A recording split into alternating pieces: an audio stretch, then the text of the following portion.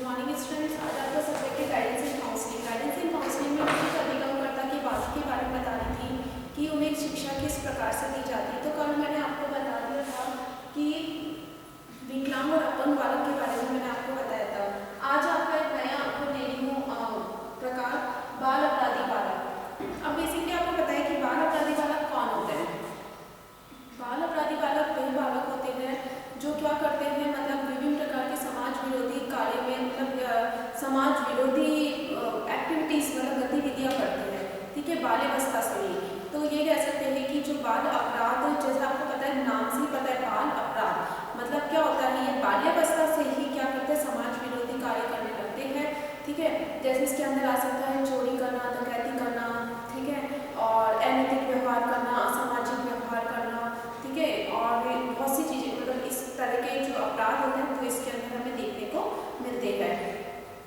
अभी माना जाता है कि जो बाल अपराध जो बालक होते हैं बेसिकली, तो ये क्या होता है, ये जन्म से, मतलब हम ये नहीं कह सकते कि जन्म से ही इनके अंदर ये अपराध होता है, बल्कि क्या होता है जब वो समाज में, वातावरण में, पर्यावरण के जो प्रभाव इन्हें देखने को मिलते हैं उनसे ये मतलब ये एक तरह से अपराध करना सीखते हैं। तो हम ये नहीं कह सकते कि जन्म से ही सीखे हुए ही होते हैं।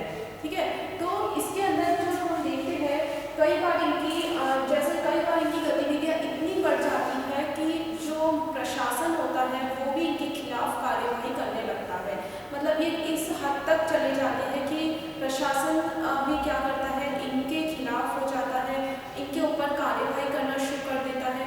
तो हम ये कह सकते हैं कि अनैतिक व्यवहार करना, मतलब समाज के अंदर अनैतिक व्यवहार करने वाले बालक जो होते हैं वो कौन से बालक कहलाते हैं, बाल अपराधी बालक कहलाते हैं। जिसके अंदर क्या आता है, झूठ बोलना, चोरी करना, अनैतिक व्यवहार करना, किसी भी नियम या कानून को भ्रष्ट करना, भंग करना, उल्लंघन करना, ये सारी एक्टिविटीज इसके अंदर देखने को मिलती है। अब अलग अलग वैज्ञानिकों ने इसकी परिभाषा अलग अलग दी है। पहली परिभाषा है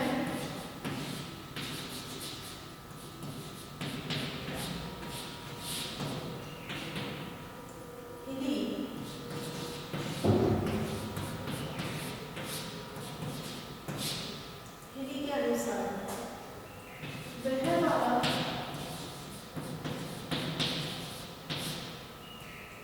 जो व्यवहार के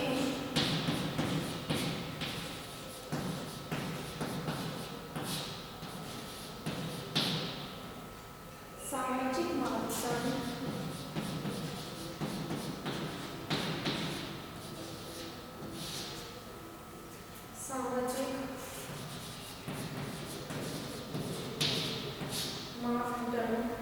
से विचलित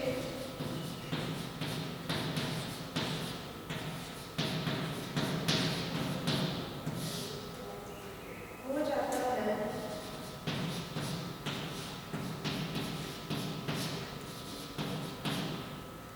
या भटक जाता है,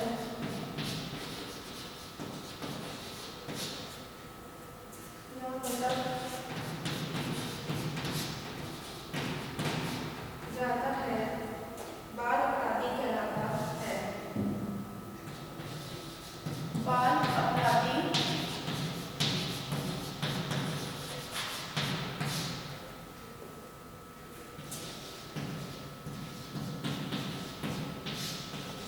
कहलाता है, मतलब ये भी बताते हैं कि जो बच्चा व्यवहार के सामाजिक मानदंड से विचलित हो जाता है या भटक जाता है, मतलब उसे सही मार्गदर्शन नहीं मिल पाता, तो वो क्या होता है, अपने उसका जो बिहेवियर होता है उससे क्या हो जाता है, वो भटक जाता है और अपराधी की श्रेणी में आ जाता है। अब मतलब एक तरह से अपराध की प्रवृत्ति को अपना लेता है। इसी के साथ फिर एक और वैज्ञानिक थे, ये गिरी बता रहे हैं, गिरी ने व्यवहार को बताया है कि व्यवहार का भटकना। ठीक है, अब सेकंड नंबर पे आता है हेडफील्ड के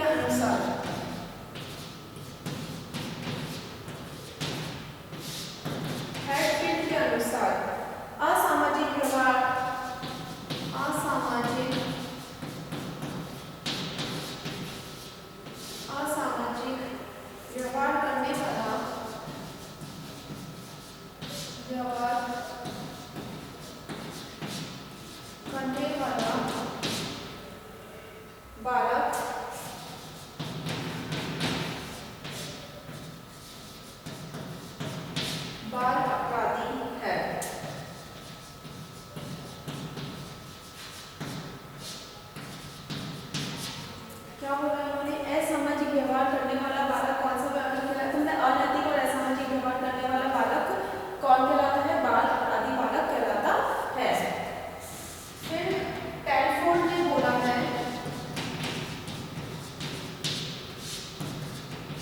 कैलफोर्ड के अनुसार उत्तेजक,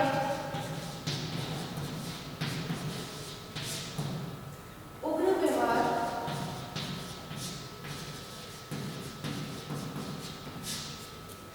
जो समाज विरोधी,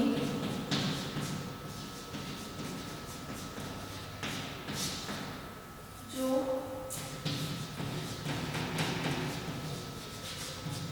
समाज विरोधी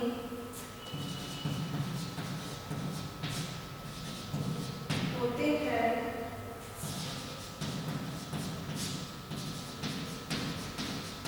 बाल अपराध कहलाते हैं। मतलब जो इस टाइप के बच्चे होते हैं ना, वो उग्र प्रवृत्ति के होते हैं, उत्तेजक होते हैं। तो जो उत्तेजक उग्र व्यवहार करते हैं, जो समाज विरोधी होते हैं, वो कौन से बालक कहलाते हैं? बाल अपराधी। तो संक्षेप में हम ये कह सकते हैं कि जो बाल अपराधी बालक होते हैं, वो कानून को भंग करते हैं, एक तरह से समाज के अंदर अनैतिक और असामाजिक व्यवहार करते हैं। इसी की तरह वो विद्यालय के अंदर क्या करते हैं? नियमों का क्या करते हैं? अनुशासन और नियमों का उल्लंघन करते हैं। तो इस तरह के जो बालक होते हैं, वो बाल अपराध की श्रेणी में आते हैं। तो उनकी ऐसी गतिविधियों से, इस तरह नेगेटिविटी से क्या होता है? सामने वाला जो पर्सन होता है, उसके स्वास्थ्य और मौलिकता पर बहुत ज़्यादा गहरा प्रभाव हमें देखने को मिलता है। इसके लिए इनकी शिक्षा सबसे ज़्यादा हमें इन्हें मार्गदर्शन प्रदान करना चाहिए। अब सबसे पहली बात ये आती है इससे पहले कि बाल अपराधी बालक को आप कैसे पहचानोगे कि ये बाल अपराधी बालक कहलाता है। तो अब जो टॉपिक है वो ये बाल अपराधी बालक की पहचान।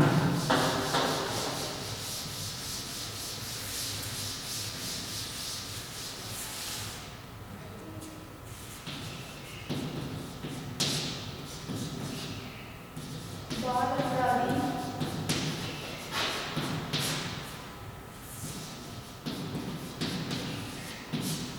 बालक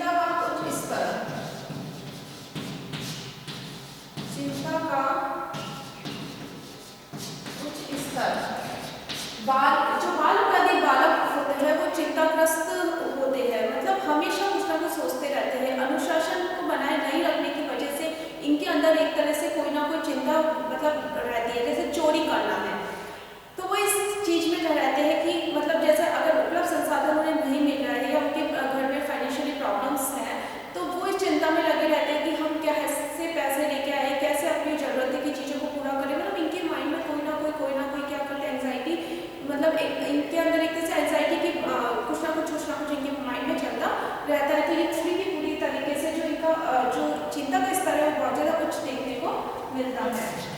फिर नेक्स्ट आता है दृढ़ निश्चय।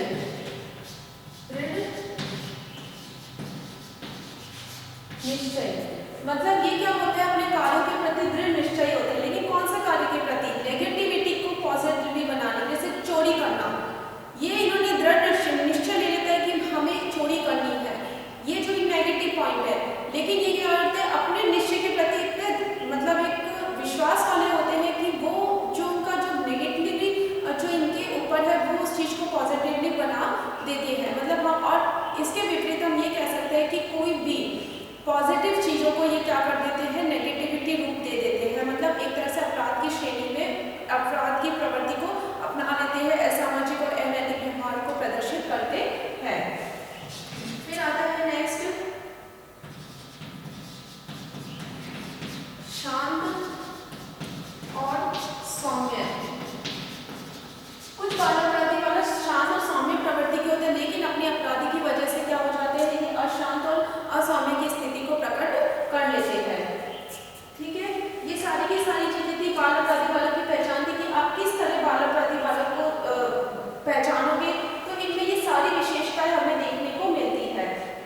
हम ये कह सकते हैं कि जो बाल अपराध होता है वो सीखा हुआ व्यवहार नहीं है, जन्म से नहीं है। बच्चे अपने पेरेंट एटमॉस्फेयर में रह के क्या करते हैं, उनके प्रभाव से ही ये बाल अपराधी की किस्म को अपनाते हैं। तो बेसिकली क्या क्या मतलब एक तरह से कारण हो सकते हैं जो इनको बाल अपराध की मतलब अपराधी की श्रेणी की तरफ खींच के लेके आता है। तो अब आपका जो नेक्स्ट आएगा वो आएगा बाल अपराधी बालक के कारण।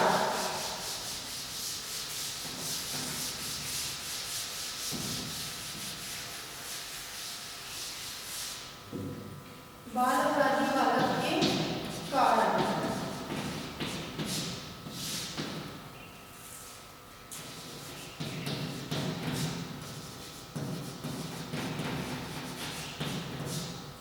बाल अपराधी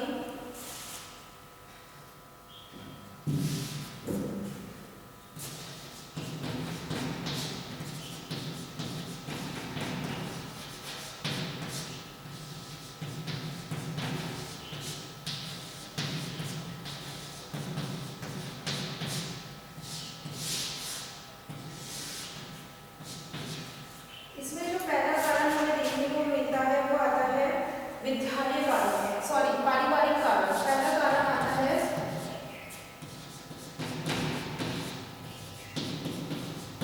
पारिवारिक कारण। अब जो पहला कारण है पारिवारिक कारण, इसका मतलब ये हो सकता है इसके अंदर जैसे वातावरण, अगर परिवार का वातावरण दूषित है, मतलब उसके अंदर पहले से ही कोई अपराध की प्रवृत्ति को अपना रहा है, तो बच्चे में भी ये अपराधी का गुण विकसित हो जाएगा।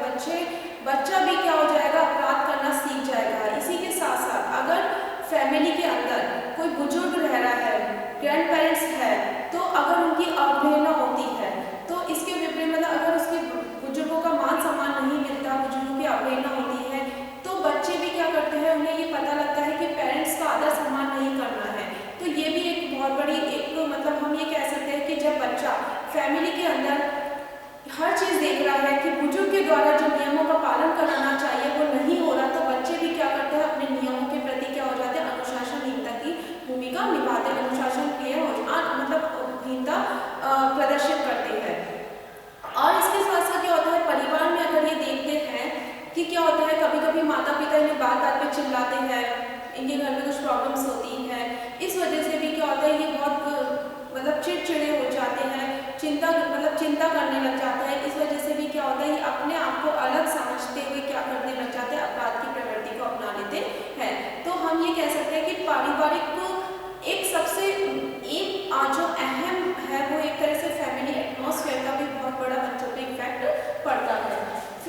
आता है विद्यालय कारण।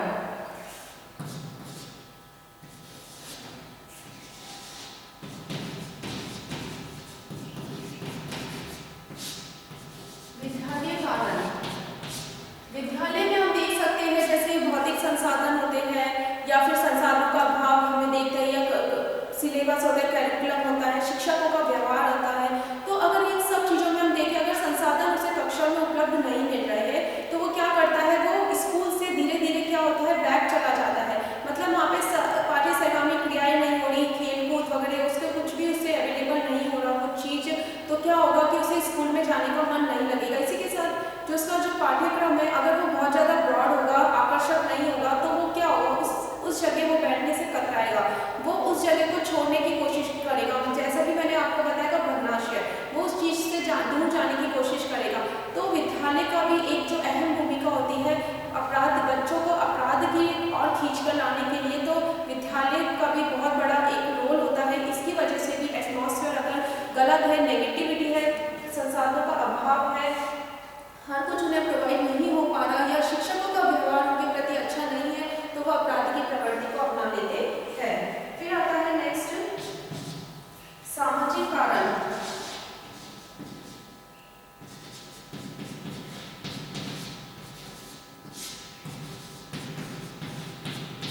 सामाजिक कारण, सामाजिक कारण बहुत से हो सकते हैं, जैसे भ्रष्टाचार हो सकता है, बेरोजगारी हो सकती है, दूषित वातावरण हो सकता है, चलचित्र हो सकता है, एटमॉस्फेयर हो सकता है। मतलब समाज अगर बिल्कुल नेगेटिविटी है, वहाँ भ्रष्टाचार देखने को मिल रहा है, उसे बार बार बेरोजगारी हो रही है, बेरोजगारी होती है तो उसे जैसे उसे इतना, मतलब जैसे हम ये कह सकते हैं कि उसके पास सब कुछ होने के बाद भी उसे जॉब नहीं मिल पा रही है, तो इसकी वजह से भी क्या होता है, वो अपराध की श्रेणी में आ जाता है, झूठ बोलने लग जाता है, चोरी करना सीख जाता है, नियमों को उल्लंघन करने लग जाता है, और एक तरह से मतलब एक तरह से क्या करता है, पैसे देकर काम निकलवाना सीख जाता है। मतलब वो हर जगह क्या होता है, अपराध किस्म की प्रवृत्ति को क्या कर लेता है, अपना लेता है।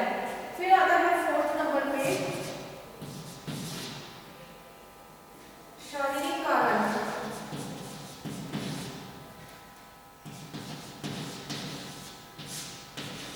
शारीरिक कारण में हमें देखने को मिलता है कि जैसे किसी की यौन ग्रंथियां जो होती है वो अविकसित होता है, या शारीरिक में की उसके शारीरिक में अविकसितता का प्रभाव हमें देखने को मिलता है। इसी के साथ साथ विकलांग की भूमिका हमें देखने को मिलती है, क्योंकि आप देखते हो कि बच्चे विकलांग हैं, उनका मजाक उड़ाया जाता है, उनमें हीन भावना आ जाती है। तो इन सारे पॉइंट ऑफ व्यू से हम अगर उसका शारीरिक व्यवहार देखें तो कुछ कभी कभी ये प्रॉब्लम्स ही क्रिएट हो जाती है कि वो उसे बाल अपराध की श्रेणी में, बाल अपराध की प्रवृत्ति को धीरे धीरे और भटक जाता है।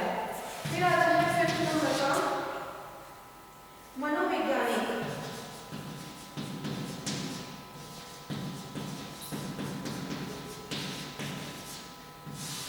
मनोवैज्ञानिक में हम एक तरह से मन बुद्धिता और मानसिक रोग की स्थिति देख सकते हैं। मन बुद्धिता में हम ये देख सकते हैं कि आईक्यू लेवल, अगर किसी बच्चे का आईक्यू लेवल बहुत ज़्यादा निम्न प्रकार का होता है, तो अगर जिस तरह हम ये कह सकते हैं कि उसे कोई चीज़ समझ में नहीं आ रही, उसका आईक्यू लेवल बहुत कम है, वो किसी चीज़ को नहीं समझ पा रहा, तो क्या होता है, उसका दूसरों के द्वारा उसका मजाक उड़ाया जाता है, या कक्षा में उससे के साथ अव्यवहारिक या अनैतिक व्यवहार किया जाता है, जिसकी वजह से क्या होता है, इस तरह के व्यवहार करने की वजह से क्या होता है, वो अपराध की प्रवृत्ति में आ जाता है, कक्षा में नहीं जाता है, उस चीज़ को नहीं पढ़ता है, ठीक है ना। बाहर गंदे जो मतलब लोग होते हैं, जो बच्चे होते हैं, उनके साथ मिल जाता है, मतलब एक गलत गुटबंदी बना लेता है। ये सारी चीज़ें इस वजह से क्या होता है। और एक तरह से मनोरोग मीन्स होता है जैसे किसी को बहुत बड़ी बीमारी, जैसे मेडी रोग वगैरह होते हैं, तो इन रोग की वजह से भी बच्चा बाल अपराध की प्रवृत्ति को अपना लेता है, क्योंकि वो क्या हो जाता है, चिड़चिड़ा टाइप से हो जाता है। तो ये सारे के सारे आपके कारण थे कि बाल अपराधी बालक के क्या क्या पॉइंट ऑफ व्यू हो सकते हैं जिससे बाल अपराध की श्रेणी में आ जाते हैं। तो हम ये कह सकते हैं कि अब जो बाल अपराधी बालक है, उनकी शिक्षा के लिए हमें बहुत महत्वपूर्ण कदम उठाने चाहिए, शिक्षा निर्देशन मार्गदर्शन प्रदान करना चाहिए, जिससे क्या हो कि ये बाल अपराध की प्रवृत्ति को नहीं अपनाए। ज़्यादा से ज़्यादा हमें ये प्रयास करने चाहिए कि बालकों के अंदर ये प्रवृत्ति को हमें रोके, हम ये मतलब सोचें कि अपराध कम से कम हो, तो इसके लिए हमें बहुत सारे प्रयास करने चाहिए। तो पहला आता है इसके अंदर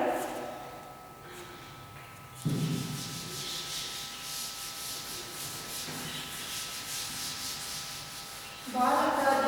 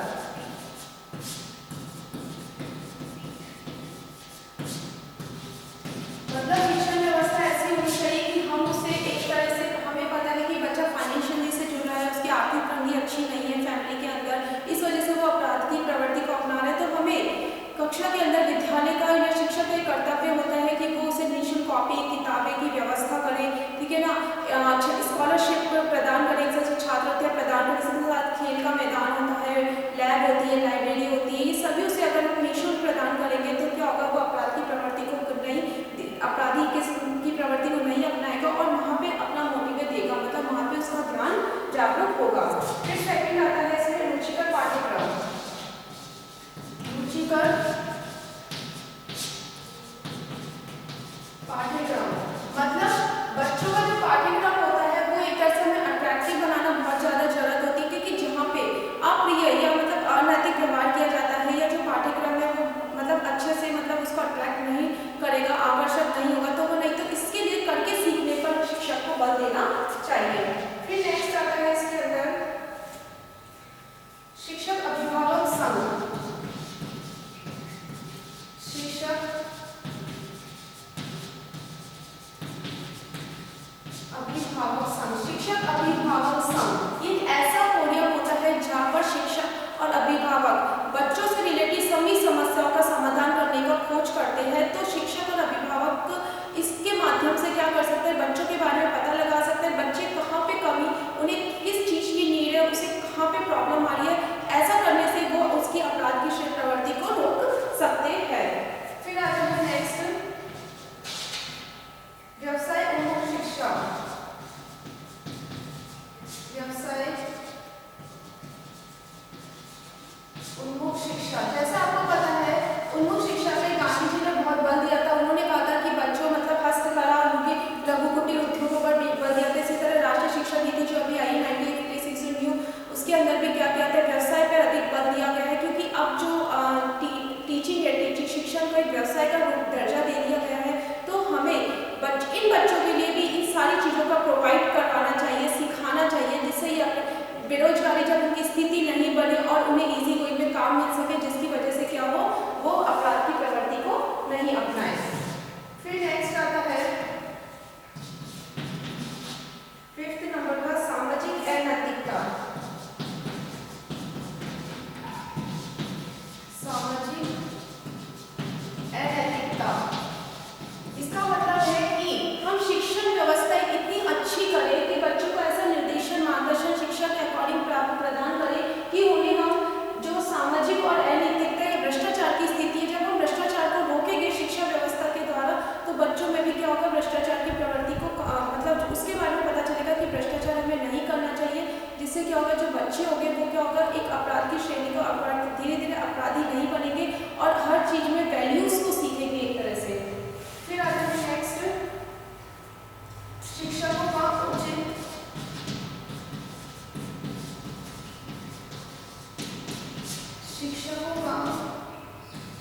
उचित व्यवहार, ये सबसे इम्पोर्टेंट है, जो कि आपको पता है कि अगर क्लास के अंदर एक शिक्षक का पॉजिटिवली बिहेवियर होगा, प्यार स्नेह के साथ, वैल्यूज को बच्चों के साथ रखेगा, डिसिप्लिन में सहानुभूति प्रेम के साथ बच्चों के साथ व्यवहार करेगा, तो बच्चे भी उनकी क्लास में आने के लिए मतलब एक तरह से उनमें भय उत्पन्न नहीं होगा और उनकी क्लास लेके उस चीज़ को समझने की कोशिश करेंगे, जिसकी वजह से क्या होगा, उनकी धीरे धीरे वो दूसरे जो गलत बच्चे हैं, जो गुटबंदी लोग बना रहे हैं, वो धीरे धीरे नहीं बनाएंगे और एक विद्यालय में आने के लिए क्या होंगे, हमेशा तत्पर रहेंगे।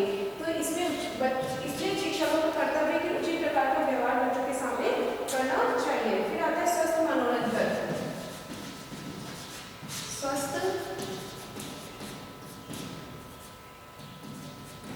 स्वस्थ मनोरंजन साहित्य, मतलब हमें लाइब्रेरी के अंदर विभिन्न प्रकार के साहित्य वगैरह की बुक्स रखनी चाहिए, मनोरंजन के साधन बच्चों के सामने होने चाहिए, क्योंकि बच्चे क्या होते हैं, खेल खेल के माध्यम से भी सीखते हैं, तो वो सारी चीज़ें प्रोवाइड की, क्योंकि कई बार ऐसा होता है कि बच्चा गलत संगति में अगर पढ़ रहा है, लेकिन कुछ अच्छे लोगों की वो साहित्य के माध्यम से चीज में पढ़ता है, तो वो बैक होता चला जाता है, तो वो चीज़ हमें रखनी चाहिए कि हमें मनोरंजन के साधन साहित्य इन सभी का ध्यान रखना चाहिए कि समय समय पर बच्चों के सामने वो रखा जाए, बच्चे उस चीज़ को पढ़ने की कोशिश करें, जिसके माध्यम से क्या होगा, वो अपराध की प्रवृत्ति को रोक सकते हैं। फिर आता है नेक्स्ट 8th नंबर अनुशासन पालना। अनुशासन पालन, मतलब ये सबसे इम्पोर्टेंट है कि स्कूल के अंदर अनुशासन के जो नियम होते हैं उसको सबसे ज़्यादा एक तरह से कट्टर बनाया जाए। मतलब अगर हम बच्चों के सामने हर चीज़ को लेट गो कर देंगे तो बच्चा भी क्या हो जाएगा, अनुशासनहीनता की भावना को अपनाएगा। तो जो व्यवहार होता है वो सबसे ज़्यादा इम्पोर्टेंट होता है कि उन्हें क्या दंड देना चाहिए कि बच्चे अगर अनुशासन को नहीं अपना रहे तो उन्हें दंड दिया जाए, जिससे क्या होगा कि बच्चे भी अनुशासन का पालन करने में मतलब अनुशासन पालन करेंगे विद्यालय के अंदर। और